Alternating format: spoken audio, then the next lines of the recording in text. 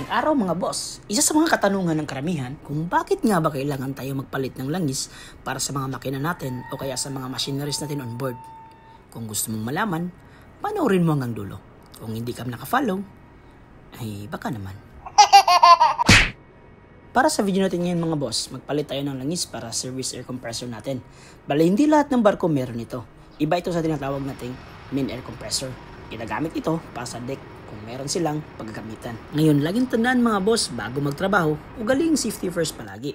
Siguraduhin naka-switch off muna yung breaker at may notice na nakalagay para iwas disgrasya. At isunod na rin natin mga boss yung switch button. Siguraduhin naka-lock position just in case i-switch on nila yung breaker ay hindi pa rin naandar yung makina. Alright? Mahalagang paalala mga boss, huwag basta-basta buksan yung filling cap para maiwasan natin yung disgrasya. Always pay attention sa mga warning sign kagaya nito.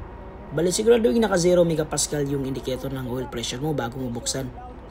At bago mo rin buksan, siguraduhin naka minimal yung open mo. Dahan-dahan lang kasi baka just in case mali yung binibigay na reading yung oil pressure mo, just in case maiwasan mo yung disgrasya. Safety pa rin. Ngayon, sa pagpalit ng langis mga boss, matik yan, isabay mo na yung mga filters niya.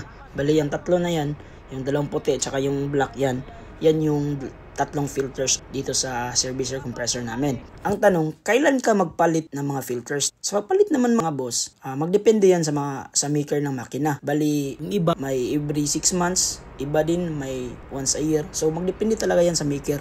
Kaya ugaliin magbasa ng manual. Alright? At sa pagbukas, umungad sa akin yung kalawang. Kasama ko pala dito si Wiper. Nagpurchase tayo mga boss para mapadali yung trabaho. Single yan. Hey! Bago natin tapusin yung video natin mga boss, balikan mo natin yung katanungan ng karamihan. Na bakit nga ba kailangan tayo magpalit ng langis para sa mga makina natin? O kaya sa mga machineries natin on board? Bakit nga ba? Simple lang mga boss.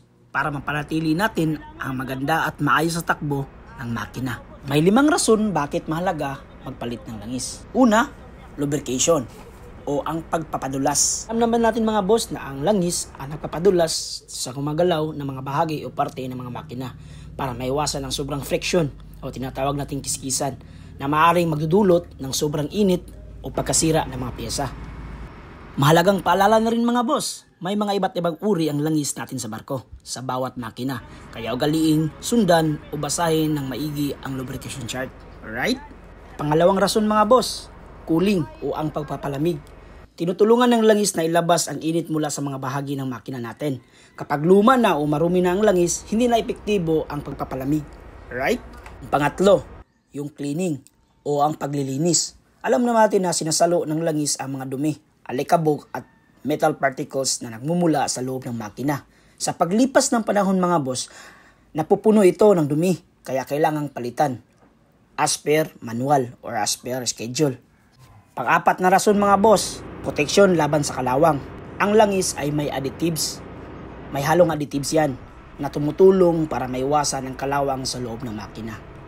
At ang panglima, fuel efficiency o tinatawag natin tipid sa fuel. Kapag maayos ang lubrication, mas magaan ang takbo ng makina kaya mas efficient sa konsumo ng fuel natin. Alright? Ikaw ba? May alam ka pa bang mga dahilan na hindi ko nabanggit? Comment mo sa baba mga boss, pag-usapan natin yan. So hanggang dito na lang. So kung gusto mong ganitong mga content, pa-follow mo lang ako.